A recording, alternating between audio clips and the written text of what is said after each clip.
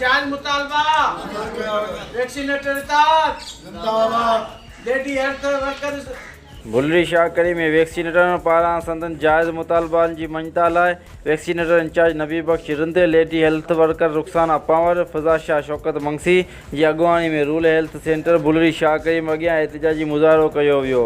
Vaccine समेत हिफ़ाज़ती टिकनि जो बाइकाट करे हिफ़ाज़ती टिकनि जी ऑफिस के ताला हणी छॾिया।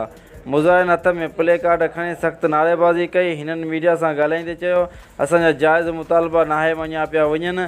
असांजा मुतालबा आहिनि त time scale upgradation service student ऐं मुअतल थियल वैक्सीनेटरनि जो चेयरमैन मौला बख़्श चांडियो खे बहाल करण लाइ। हिननि चयो त वैक्सीनेटरनि सां सरासरी नाजाइज़ी थी रही आहे। असां मुश्किलातुनि खे मुंहुं ॾेई पंहिंजो फ़र्ज़ु ईमानदारी सां अदा कयो आहे, पर पोइ बि असां ते रहम जी नज़र नथी कई वञे। हिननि सिंध हुकूमत खां मुतालबो कयो आहे त असांजा जाइज़ मुतालबा मंज़ूर कया वञनि, ॿी सूरत में वॾी तारीख़ ते दरिणो हयो वेंदो। रिपोर्ट दिलनवाज़ रिंद, बुलरी शाह करीम, शाहीन न्यूज़।